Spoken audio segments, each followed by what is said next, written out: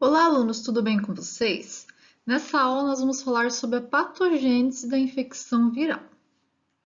A patogênese viral é o processo que ocorre durante a infecção viral no hospedeiro. Como muitas vezes as infecções elas não resultam virais, é claro, não resultam numa doença aparente ou imediata, a fronteira entre a infecção e a doença ela acaba se tornando menos clara. Por quê? Porque muitas vezes nós não sabemos se estamos ou se já fomos contaminados pelo vírus.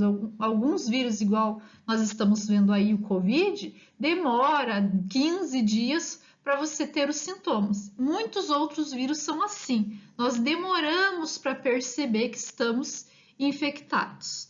Desta forma, é mais adequado considerar a patogênese da infecção viral independente da produção de doença imediata ou aparente. Ou seja, nós podemos estar com o vírus sem ter sintomas, e é o que acontece normalmente. Então, a patogênese, muitas vezes, quando a gente fala de patogênese, a gente está falando do que está acontecendo dentro do organismo, como esse vírus está se replicando e se multiplicando e contaminando o organismo, mesmo sem nós termos nenhum sintoma aparente.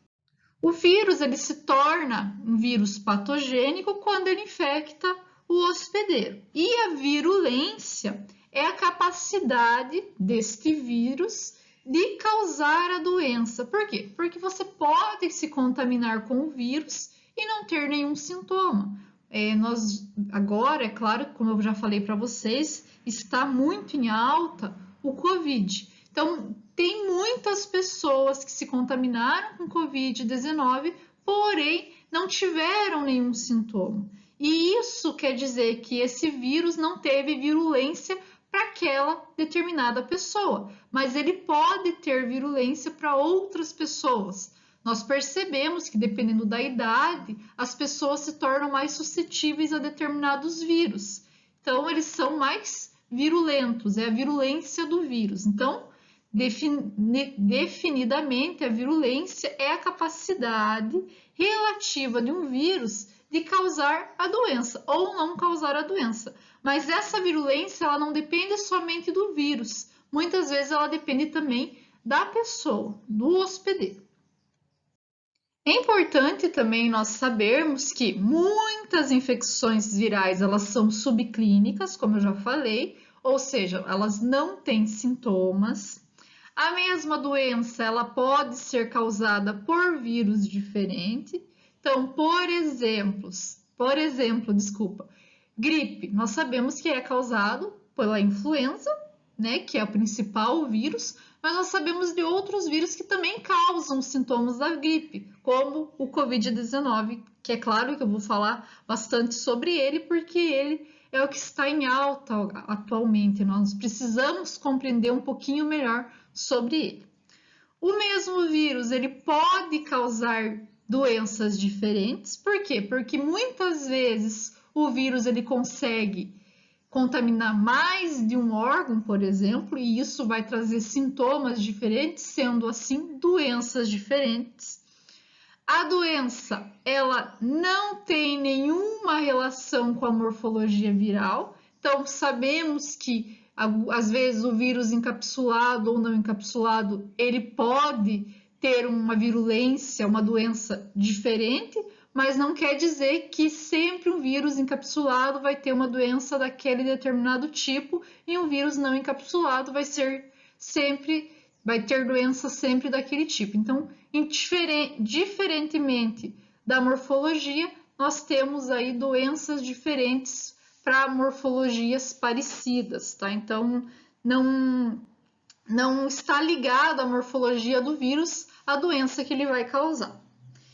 E o resultado da infecção, ela é determinada tanto pelo vírus como pelo hospedeiro. Nós precisamos ter um hospedeiro suscetível e, ao mesmo tempo, um vírus virulento. Se nós não tivermos um hospedeiro suscetível àquela doença, nós não vamos ter uma infecção, não vamos ter o resultado de uma infecção.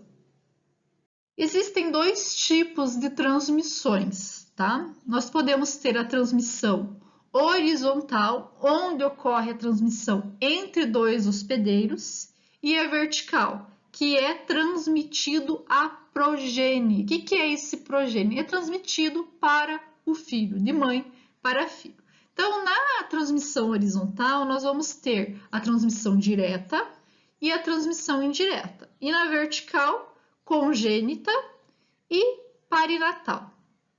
Na transmissão horizontal direta, nós vamos ter de um hospedeiro para o outro diretamente. Então, por exemplo, o influenza é algo que passa de um hospedeiro para o outro diretamente. A indireta é quando nós precisamos de vetores ou objetos contaminados, como água ou alimentos. Tá? Então, não está passando diretamente de um hospedeiro para o outro. Uma coisa bem interessante aqui, eu quero que vocês prestem bem atenção, que existem vírus que nós temos transmissão direta e indireta no mesmo vírus, tá? Isso pode acontecer também. Na transmissão vertical congênita, ela vai passar pela placenta, então durante a gravidez. E a perinatal, ela vai passar pelo canal do parto, por exemplo, herpes vírus, ou pelo leite materno, por exemplo, HIV. Lembrando que em relação à passagem da placenta, nós temos a rubéola, que é uma grande preocupação nas mulheres grávidas, porque ela pode causar, né, esse vírus pode causar diversas doenças no feto. Nós vamos falar sobre ela mais adiante, mas já para vocês irem se assimilando com essa ideia.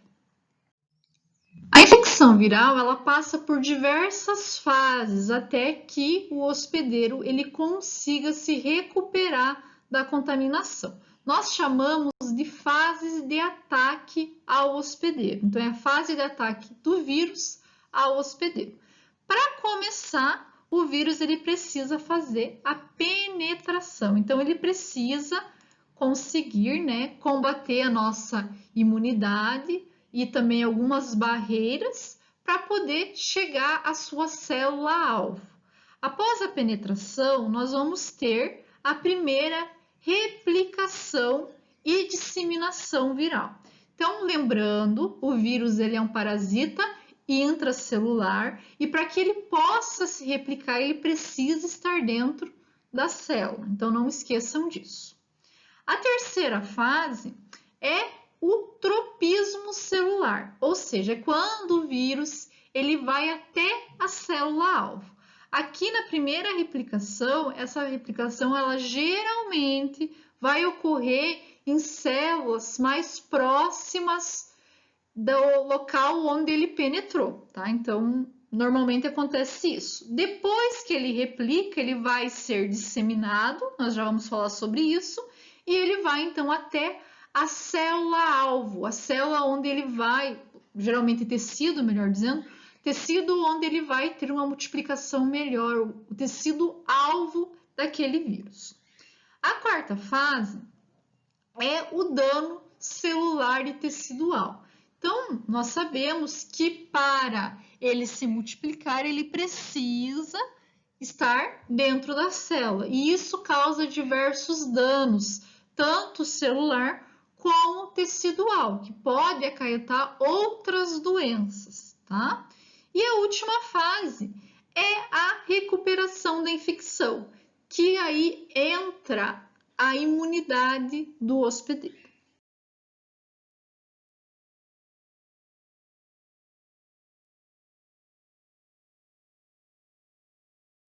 Então, vamos começar falando sobre a penetração do vírus no hospedeiro. Existem diversas portas de entrada para esse vírus. Pode ser pela pele, né, algum dano na pele que contribua para que esse vírus consiga entrar. Nós temos também pelo trato respiratório, pelo trato gastrointestinal, pelo trato geniturinário e também pela via conjuntiva, pelos olhos. Nós vamos ver cada um detalhadamente agora. A pele, como vocês sabem, é o maior órgão do corpo humano. Ela é dificilmente penetrável. Por quê? Porque ela tem uma barreira estratificada, extremamente queratinizada. Então, dificilmente o vírus consegue penetrar essa barreira. Mas quando ele penetra, ele tem uma disseminação muito rápida. Por quê? Porque nós temos uma vascularização muito grande nesse órgão. Então, para que ocorra essa penetração, nós precisamos de algo que rompa essa barreira. Então, a penetração ela geralmente ocorre através de picadas de insetos, como mosquito, carrapato, que podem trazer aí o vírus da dengue, da febre amarela, mordida de animal, como raiva e herpes vírus, e também agulhas contaminadas. E quando eu falo em agulha, tanto agulha para injeção, como também agulha para fazer acupuntura. Tem que se cuidar muito com isso, tá, pessoal? E aí, nas agulhas contaminadas, nós geralmente temos vírus, podemos ter, né, vírus da hepatite B e C e HIV. Alguns vírus, poucos, conseguem penetrar a pele, como o papilomavírus, que causa verruga, e a varíola. Mas a maioria deles, como eu mostrei para vocês, precisa de algo que rompa essa barreira. O trato respiratório também é alvo de diversos vírus. Por quê? Porque a superfície da mucosa da nossa árvore brônquica, ela está exposta, está em contato direto com o meio externo. E diversos vírus conseguem penetrar facilmente essa mucosa. É claro que nós temos alguns fatores de proteção, tá? Então, nós temos produção de muco, produção de proteases, que são enzimas, citocinas e também imunidade humoral e celular. Mas, pessoal, a produção de muco, ele fica restrito à árvore brônquica. Nos alvéolos, nós não temos produção de muco, nós temos produção de surfactantes que não vão interagir ou matar diretamente esse vírus, eles vão mais auxiliar na respiração. Então, para se ter um controle do vírus, nós precisamos da atuação do muco presente aqui na nossa árvore brônquica. Lembrando um pouquinho da fisiologia do trato respiratório, nós temos as células epiteliais colunares, temos também as células caliciformes e algumas glândulas submucosas. Tanto essas glândulas submucosas quanto as células caliciformes, elas vão secretar muco.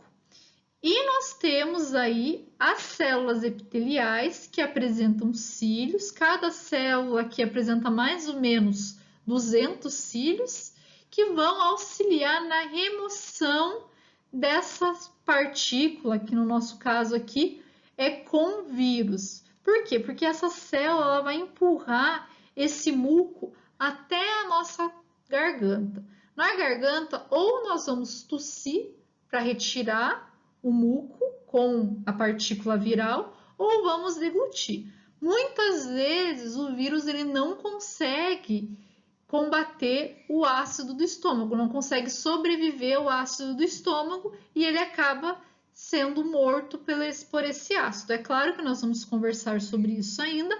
Alguns vírus, eles são vírus que são resistentes ao pH do estômago e também ao pH intestinal. Mas isso nós vamos ver um pouquinho mais para frente. Outro detalhe, aqui na nossa traqueia, que é o exemplo aqui, nós vamos ter também a produção de uma camada de salina, que essa camada é aquosa e é extremamente importante. Por quê? Porque ela auxilia na fluidez desse muco. Algumas doenças, uma que é bem conhecida, que é chamada de fibrose cística, a pessoa não possui essa camada de salina na concentração adequada e, consequentemente, o muco não consegue ser retirado do pulmão, né, do trato respiratório. E isso faz com que essas pessoas sejam mais propensas a infecções respiratórias. Nos alvéolos, como eu falei para vocês, nós não temos muco, mas nós temos neles macrófagos, que são células de defesa que acabam combatendo o vírus, não deixando ele penetrar o sistema. Então, eles vão fazer fagocitose desses vírus. A contaminação viral do trato respiratório, ela vai acontecer através de gotículas de saliva contaminadas. Então, pode ser através de espirro ou tosse, beijo de pessoas que estão contaminadas, contato da mão contaminado com o nariz ou com a boca. Então, o que acontece? Quando você tem contato com essas regiões, você acaba inspirando essa gotícula contaminada contendo o vírus. Claro que a gotícula pode estar em superfícies também, contendo, né, superfície como bancada, mesa, cadeira, onde você encosta e daí você leva a mão no rosto, leva a mão no nariz ou na boca e acaba contaminando aí, pegando o vírus dessas regiões. Alguns vírus acabam contaminando somente o trato respiratório, ou seja, é uma infecção localizada. Eles adentraram pelo trato respiratório e ali eles vão se multiplicar e se disseminar, que nós chamamos de quadros clínicos localizados, ou seja, eles só vão afetar a mucosa pulmonar, como por exemplo a influenza, que causa gripe, e o adenovírus. Nós temos vírus que penetram pela mucosa, mas a manifestação clínica vai ser em outras regiões, como por exemplo o sarampo e a rubéola. Então ele vai penetrar pelo pulmão, mas ele vai afetar outras regiões, né? Nós sabemos, por exemplo, que o sarampo, uma das manifestações clínicas são erupções na face, no corpo, na pele, melhor dizendo. E é claro que nós temos algumas infecções que vão afetar tanto a mucosa pulmonar como outras regiões. E o que nós temos visto que está acontecendo com o Covid-19. Ele contamina tanto o trato respiratório, que é onde ele acaba trazendo muito agravamento, mas ele também contamina coração, sistema nervoso, ele acaba se disseminando, sendo um vírus de ação sistêmica. Alguns vírus são conhecidos por contaminar o sistema respiratório superior e outros são conhecidos por contaminar o sistema respiratório inferior. Lembrando que fazem parte do sistema respiratório superior a boca, as cavidades nasais, a faringe, a laringe e as tonsilas, que vocês provavelmente conhecem como amígdalas. Esses vírus acabam causando rinite, sinusite, faringite, laringite e tonsilite ou amidalite. Geralmente, quem causa esses tipos de infecções são o rinovírus, coronavírus, vírus da parainfluenza, vírus da influenza, vírus respiratório sincial, adenovírus, metapneumovírus humano e bocavírus humano. Em relação ao sistema respiratório inferior, fazem parte dele a traqueia, brônquios, bronquíolos e alvéolos pulmonares. Nós vamos ter como uma manifestação clínica traqueite, bronquite, bronquiolite e pneumonia.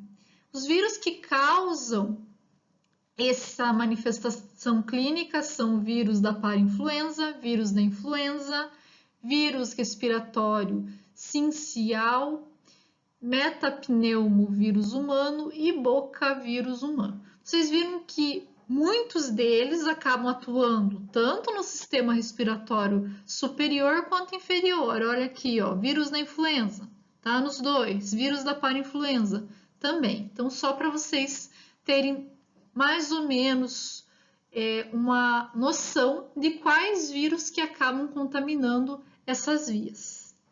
E agora vamos para o sistema gastrointestinal. Então, o sistema gastrointestinal, ele é um sistema extremamente protegido, principalmente porque nós temos a acidez do estômago e a alcalinidade do intestino. Além disso, nós temos presença de sais biliares, enzimas digestivas, muco, anticorpos IgA e também células fagocitárias que conseguem prevenir ou proteger, melhor dizendo, a contaminação viral. Então, os vírus, para poder infectar o nosso trato gastrointestinal, eles têm que ser vírus extremamente resistentes a qualquer um desses fatores, para que ele possa conseguir contaminar a célula. Então, os vírus, para contaminar essa via, eles devem ser estáveis a pH ácido e básico, porque lembrem que o ácido é o pH do estômago e o pH do intestino ele passa a ser básico. Então, um vírus ele precisa ter uma resistência grande nessa diferença de pH. Também tem que ser resistente à inativação por sais biliares e também pelas enzimas proteolíticas. Lembrando que o muco, ele vai ter essas enzimas, vai ter os sais biliares e o muco também ele consegue aprisionar o vírus naquele muco para que ele não consiga chegar até a célula daquela região. Tá? O muco serve para isso também. Então, outra coisa, ele tem que conseguir se movimentar no muco. Como exemplo, nós temos o rotavírus.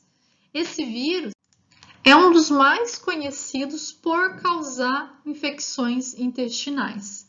Então, vocês já devem muitas vezes ter ouvido: foi lá no médico com dor de barriga, ânsia, é virose. Muitas vezes essa virose ela pode estar sendo ocasionada por um rotavírus, tá? O rotavírus, ele consegue muito bem ser resistente ao pH, além disso, ele vai ser ativado pela clivagem das proteínas. E isso faz com que esse provírus, digamos assim, se torne um vírus ameaçador no trato gastrointestinal. Nós temos também enterovírus, que podem contaminar o sistema gastrointestinal, vírus da hepatite A e E o adenovírus. Esses são os vírus mais conhecidos do sistema gastrointestinal. A entrada do vírus no trato geniturinário geralmente acontece durante o ato sexual. Então, nós vamos ter infecções locais, como o papilomavírus, e infecções disseminadas, como o HIV. Também podem aproveitar-se desse trato para entrar no sistema a hepatite B e C e o vírus da herpes simples. Na via conjuntiva, normalmente os vírus vão fazer infecções localizadas, que nós chamamos de conjuntivite. Existe conjuntivite bacteriana e existe conjuntivite viral, tá? Então temos diferentes tipos. Esses vírus que causam a conjuntivite são adenovírus, herpes vírus e enterovírus. Alguns vírus, poucos, podem entrar pela via conjuntiva e se disseminar para o nosso organismo, para tornar uma infecção sistêmica ou infectar outros locais, mas a maioria é infecção localizada. Para que a infecção seja estabelecida, ela precisa atender a alguns requisitos. O primeiro deles é inóculo suficiente, ou seja, a quantidade de vírus numa concentração suficiente. O outro requisito é que o sítio ativo da célula inicial da infecção ela seja acessível, suscetível e permissiva ao vírus. Nós já vamos falar sobre cada uma delas daqui a pouquinho. E o terceiro requisito é o mecanismo de defesa do hospedeiro. Então, o hospedeiro precisa ter um mecanismo de defesa ausente ou ineficiente. Como já falamos, a professora Jaque já deve ter falado para vocês, quando nós temos o contato com um vírus, primeiro contato, nós começamos a produzir anticorpos. Se nós nunca tivemos contato com o vírus, nós não temos anticorpos. Então, a imunidade que vai combater esse vírus é a imunidade inata. E essa imunidade, ela muitas vezes não é eficiente. Ela é extremamente importante para o organismo, mas ela não é eficiente porque ela não é específica. Então, nós precisamos ter uma imunidade específica para podermos ter aí um mecanismo de defesa. Então, se o vírus chega em uma concentração suficiente em células acessíveis, suscetíveis e permissivas e com um mecanismo de defesa ineficiente, ele consegue estabelecer a infecção. Em relação à replicação primária e também à disseminação, nós temos vírus que vão atuar como infecção local e vírus que vão atuar com infecção sistêmica. Quando nós falamos de infecção local, o que acontece? O vírus ele multiplica-se na célula e ele vai infectar, vai se disseminar, digamos assim, em células adjacentes ou células do mesmo órgão, da mesma região onde ele está contaminando, onde ele iniciou a contaminação no hospedeiro. Raramente esse vírus consegue atravessar a camada de células epiteliais. Aqui eu coloquei para vocês um exemplo do rotavírus. O que acontece no rotavírus? Ele vai contaminar a célula, ele vai sofrer endocitose, vai contaminar a célula, vai se multiplicar e ele vai ser enviado novamente para a parte apical da célula e consegue novamente recontaminar o indivíduo ou ser expelido para o ambiente. Isso é o que acontece numa infecção local. Aqui a infecção que eu coloquei como exemplo é a infecção intestinal. Então, eles adentram as células intestinais, geralmente as células que estão diretamente em contato com o lume intestinal, ele faz a sua contaminação, multiplicação e vai ser liberado novamente no lume. Além do rotavírus, nós temos a atuação da influenza sim no pulmão, o parainfluenza, o rinovírus, o rotavírus como eu já falei, e o papilomavírus que atuam dessa maneira. Na infecção sistêmica, o vírus consegue contaminar as células superficiais do nosso organismo e após essa contaminação e multiplicação nessas células, essa replicação primária, ele vai ser liberado pela superfície basolateral. Essa liberação basolateral faz com que o vírus consiga, através da corrente sanguínea ou através dos vasos linfáticos, percorrer o caminho até o órgão que ele vai contaminar ou até vários outros órgãos que ele consegue contaminar. Lembrando, nós vamos ver um pouquinho mais detalhado sobre isso, mas lembrando, os vasos linfáticos, eles são extremamente interligados com as veias. Então, facilmente, após a entrada nos vasos linfáticos, esse vírus acaba caindo na veia e acaba caindo no sangue. Dá-se o nome de viremia à presença de vírus na corrente sanguínea. Lembrando que a corrente sanguínea é a principal via de disseminação sistêmica dos vírus. Então, a partir do momento que ele consegue penetrar o capilar sanguíneo ou chegar nas veias, ele vai atingir tecidos mais profundos e a disseminação, então, vai acontecer bem rapidamente. Vírus que conseguem atuar e replicar-se dessa maneira são vírus da estomatite vesicular, Vactínia, alguns retrovírus, Covid-19 e HIV.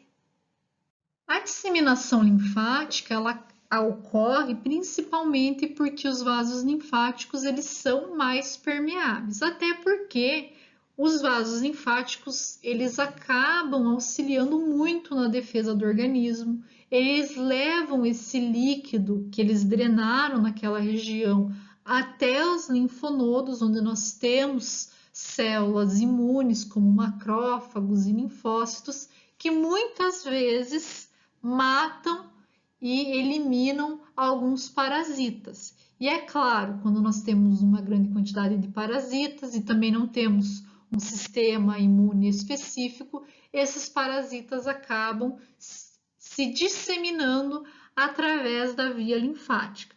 Lembrando ainda que a via linfática ela fica bem próxima, ela tem uma ligação bem próxima às nossas veias e artérias, e isso faz com que facilmente o vírus passe da via linfática para a via sistêmica sanguínea.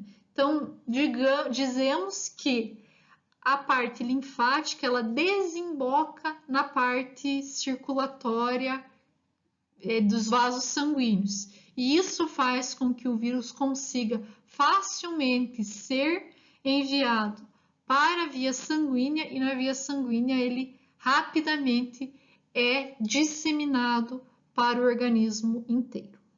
E é claro que tem alguns vírus que podem ser inoculados diretamente na corrente sanguínea, a raiva e, é claro, o HIV e a hepatite. E como que a disseminação ela acontece? Então, após a replicação primária, o vírus ele começa a circular na corrente sanguínea ou linfática. E ele pode estar circulando na forma livre ou associado a elementos celulares. Na forma livre, nós temos o togavírus e o enterovírus, que acabam circulando dessa forma. Já na forma ligada a elementos celulares, nós podemos ter vírus ligados a linfócitos, monócitos e macrófagos, a hemácias, plaquetas e neutrófilos.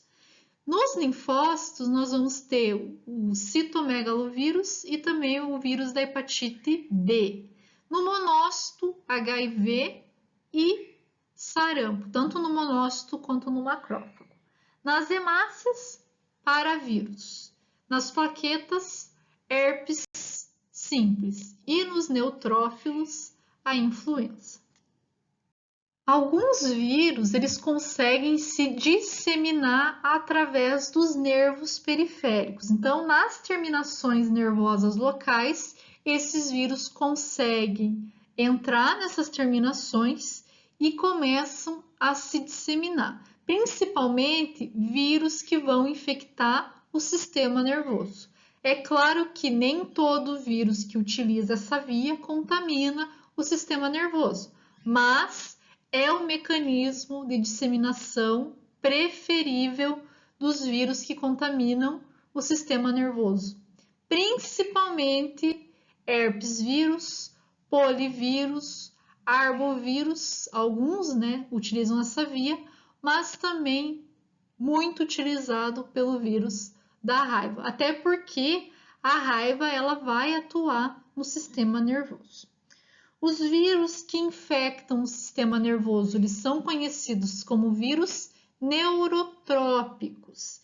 E esses vírus, eles não fazem a multiplicação no neurônio. Eles vão se multiplicar em células adjacentes, células próximas às células neurais. Por quê? Porque as células neurais, elas não sintetizam proteína. E lembrem-se, os vírus precisam de proteína para poder se replicar.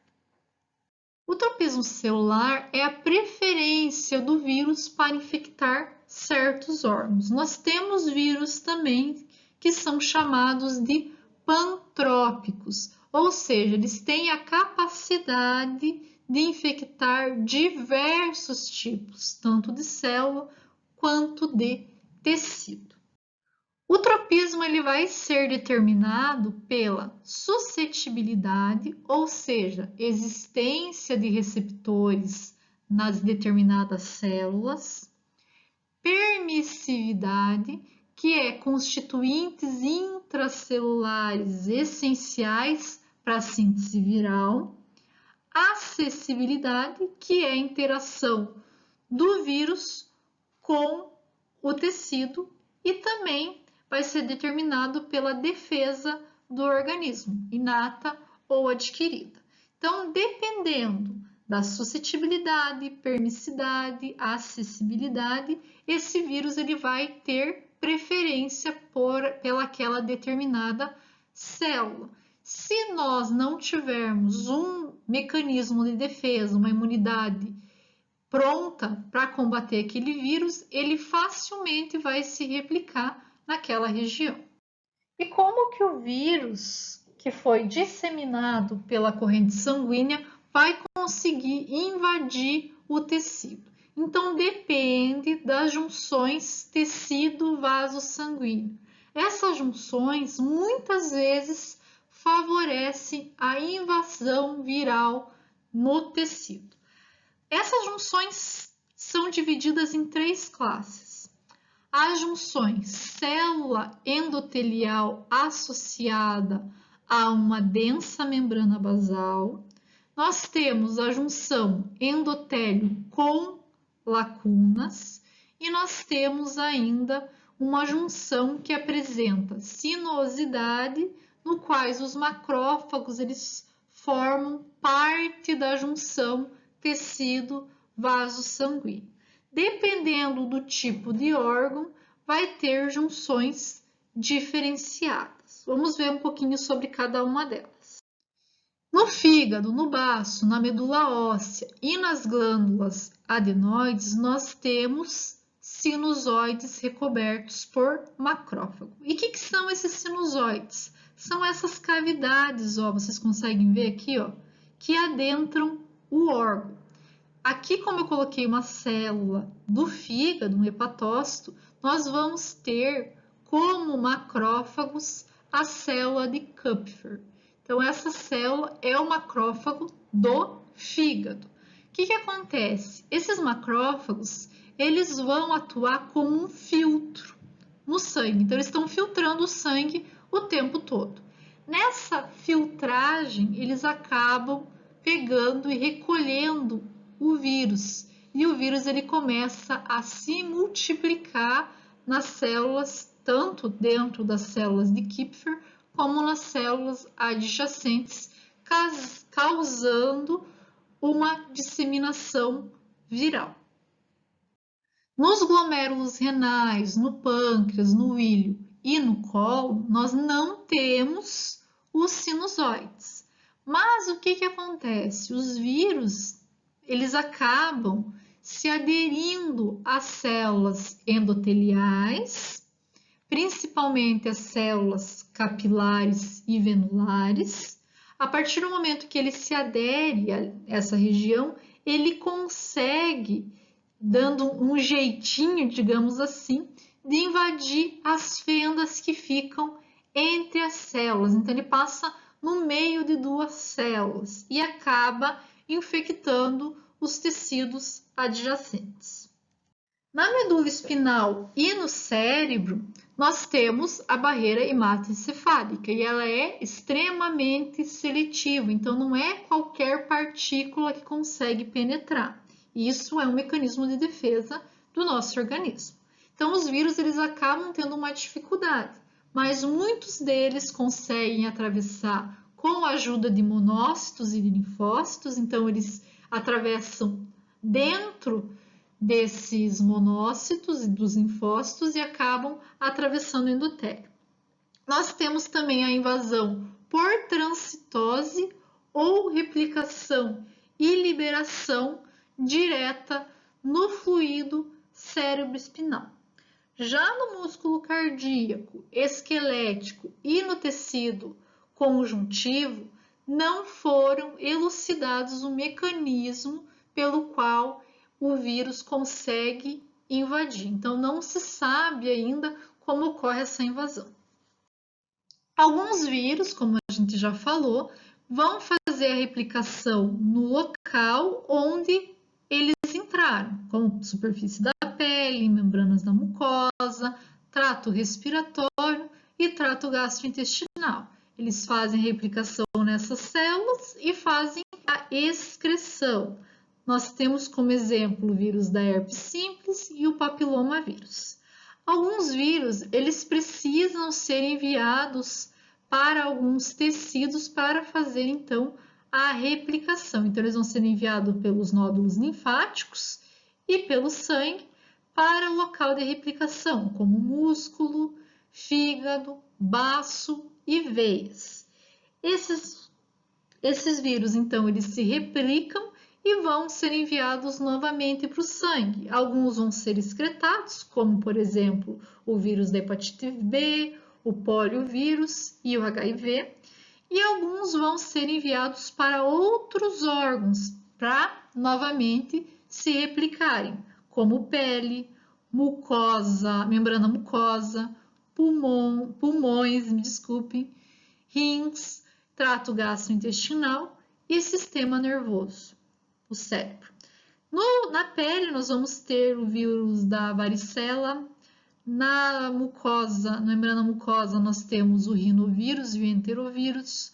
Nos pulmões, nós temos o hantavírus e o arenovírus, que atuam dessa forma, precisam passar pelo sangue para depois vir para essa região. Aqui, lembrando que aqui também ocorre multiplicação, tá? No rim, nós temos o sarampo, o vírus da varicela zoster, que também vai estar na pele, o sarampo também vai estar na pele. No trato gastrointestinal, nós temos o rotavírus e também o enterovírus. E no sistema nervoso central, nós vamos ter o polivírus, o togavírus e, é claro, o vírus da raiva também.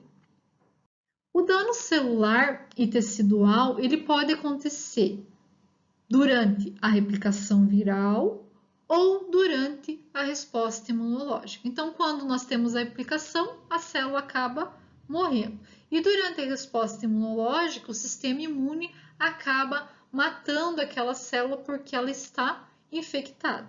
Mas a maioria dos danos celulares e teciduais acontece por causa de ambas as ações, tanto da replicação quanto da resposta imune.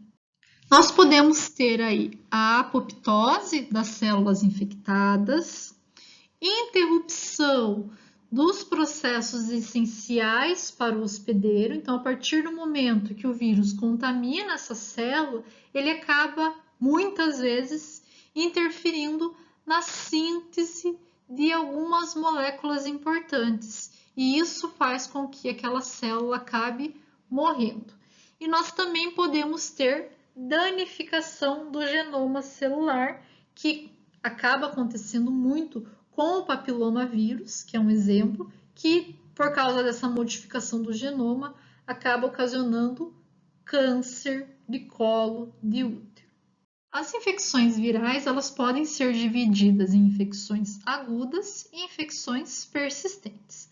Na infecção aguda, após alguns dias de infecção, ocorre a eliminação do vírus do organismo e a pessoa volta a ter uma vida normal, é claro, se não tiver nenhuma sequela dessa infecção.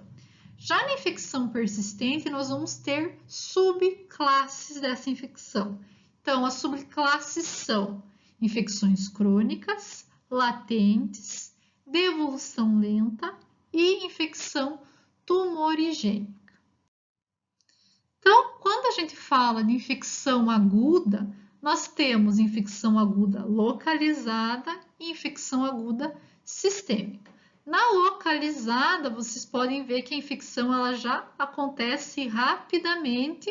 Então, alguns dias, geralmente aí 10 dias após o contato com o agente, com o vírus, você já tem os sintomas: resfriado e gastroenterites.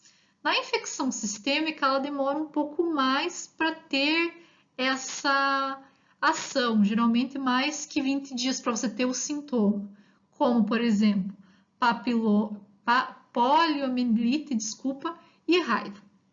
Na infecção latente, você pode ter ciclos onde o vírus consegue ter maior replicação e, consequentemente, você vai ter os maiores sintomas, como, por exemplo, herpes vírus. A herpes ela é muito comum, principalmente quando a imunidade é baixa. A gente fala, hoje minha imunidade baixou porque eu tive gripe e agora estou com herpes labial. É bem comum, então você vai ter uma infecção latente, onde você acaba tendo os sintomas dependendo do teu estado imunológico. Você pode ter aí vários sintomas, às vezes 4 ou 5 episódios de herpes em um ano. Depende, é claro, de cada pessoa. Já na infecção crônica, você tem o contato com o vírus e você vai levar esse vírus para o resto da vida, como, por exemplo, hepatite, B, C e HIV. Na infecção lenta, essa infecção é uma das mais tristes, digamos assim. Ocorre, então, uma evolução que geralmente acaba ocasionando a morte do hospedeiro. Aqui nós temos como exemplo a panencefalite subaguda esclerosante, que é um vírus que causa uma doença degenerativa. Então, a pessoa, com o passar do tempo, ela acaba perdendo movimentos e acaba indo ao óbito. A recuperação da infecção, infecção viral, é claro, ela vai incluir diversos mecanismos, como imunidade inata, imunidade adquirida, imunidade humoral, imunidade celular e produção de citocinas, principalmente interferon.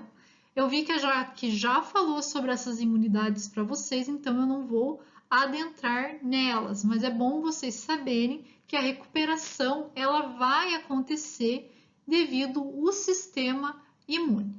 E é claro, nós temos alguns medicamentos que também auxiliam na recuperação, mas medicamentos antivirais com sucesso são poucos, até porque o vírus ele sofre bastante mutações e nós não temos tantos medicamentos com sucesso antiviral. Mas a gente vai falar sobre isso quando formos falar detalhadamente de cada vírus. Daí eu falo, ó, esse vírus tem medicamento tal, eu vou explicar para vocês durante as aulas ainda. Obrigada e até a próxima aula.